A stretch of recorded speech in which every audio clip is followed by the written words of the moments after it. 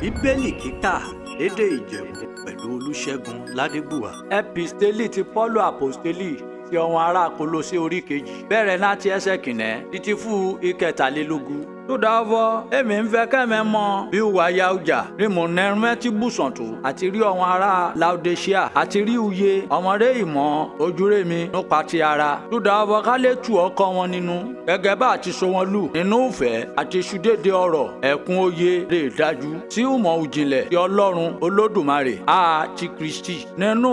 ọ̀nìrà fún dédé òṣùra ọgbọ́n àti ìmọ̀ rà fún pamọ́sí. Kúwèrí mò ń wí tó dáwọ́ kọ́níkọ́ní má bá fún ọ̀rọ̀ òtàn jẹ mú mẹ́ ṣùnà kẹ́mílẹ̀ ìwà sọ́dọ̀ rẹ nípa tara èmi ròdò tù mẹ́ nípa ti ẹ̀mí mò ń dárọ̀ dùnú mo dẹ́m kíyèsí ètò rẹ àti ufẹsẹ̀ múlẹ̀ ugbàgbọ́ rẹ nínú Kristi túdánẹ̀ gẹ́gẹ́ bẹ́ẹ̀ ṣe gbà Jésù Kristi Olódùmarè bá gẹ̀lẹ́rì kẹ́ máa rẹ̀ nínú rẹ̀ kẹ́ fún gbòǹgbò múlẹ̀ kẹ́ndẹ́rì ọwọ́ àgbẹ̀mẹ́ròdò nínú rẹ̀ kẹ́ fún ẹsẹ̀ mẹ́ múlẹ̀ nínú gbàgbọ́ rẹ gẹ́gẹ́ bá ti kọ́ bẹ́ kẹ́ndẹ́ máa gbẹ̀rẹ̀gẹ̀ jígẹ̀ nínú rẹ̀ pẹ̀lú dùpẹ́ ẹ kíyèsára o kọ́níkọ́ní má fún umọ̀ àti ẹ̀tàn asán wọ́n máa fún dèmẹ̀ núgbèkù gẹ́gẹ́ bí ìtàn ònìyàn gẹ́gẹ́ bí ìpilẹ̀ṣẹ̀ ẹ̀kọ́ ayé rèéṣí ti Kristi Jésù túdà ọ̀fọ̀ nínú rẹ̀ rí dédé ẹkùn ìwà Ọlọ́run Olódùmarè ń gbé nínú ṣọ̀kan adẹ́tíṣe mẹ́ni kíkún nínú rẹ̀ ọ̀nìrèmṣe orúkọ̀rí dédé ìjọba àti dédé agbára nínú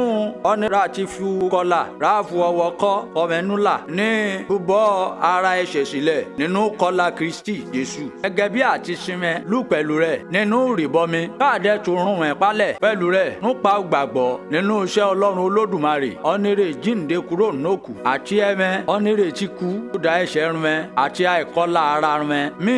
ẹ̀mẹ́rùn ti sọ di ààyè pẹ̀lú ara rẹ̀ ó dẹ́ ti darí dédé ẹ̀ṣẹ̀ rẹ̀ jì mẹ́ ó dẹ́ tó pàwé májẹ̀mú náà rẹ̀ ìyẹn rè lòdì sí dédé ẹni rà kọ́ nínú òfin rè lòdì sẹ́ni òun ti mú tọ̀nà kó ó ti kàn má gbélébù ó ti já wọn ìjọba àti agbára kó nínú ara rẹ̀ ó ti dojú tì wọ́n ní gbangba omjọ́ ayọ̀ òṣègùn lórígòrùn wọn nínú rẹ̀ túdánẹ̀ ẹ̀ má jẹ́ kọ́níkọ́ní máa ṣùdájọ́ rẹ̀ norú irun rẹ̀ ń jẹ́ àbùrún rẹ̀ ń mú àbùní ti ọjọ́ àsì tàbí oṣù titun tàbí ọjọ́ ìsinmi tàbí ọjọ́ ọ̀sẹ̀ dédérun wọn èyí rè sí òjìji dédérun rẹ̀ ń bá ṣùgbọ́n ti Kristi lé ara ẹ̀ má jẹ́ kọ́níkọ́ní fún àdàbọ̀wọ́ rẹ̀lẹ̀ àti àdàbọ̀wọ́ ẹ̀sìn ọmọ áńgẹ́lì lọ èrè run ẹgbẹ́ ànáwọ́ run ẹ ọ́nìrè ròdò lórí dédérun rùn tiri ó ń túpa èrò rẹ̀ ní ti ara ṣe lálàá kókó fẹ́fẹ́ asán ó kọ́ náà ti rọ tìkẹ́tìkẹ́ mọ́ Jésù rèm ṣòro ẹni láti ọ̀dọ̀ ní ram túpa oríkè àti iṣan pèsè lódédé ara ràdẹ́m sódédé run lù rèdẹ́m dàgbà nípa òbíṣẹ́ Ọlọ́run Olódùmarè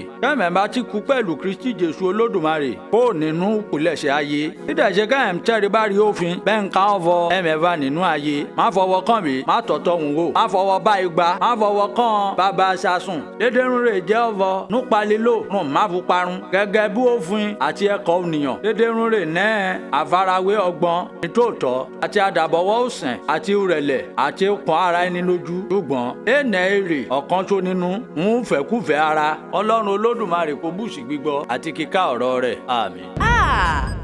èyí wà lẹ́ni ò sí nǹkan kó o ń sọ̀hún à ń gbádùn ẹ̀jọ́.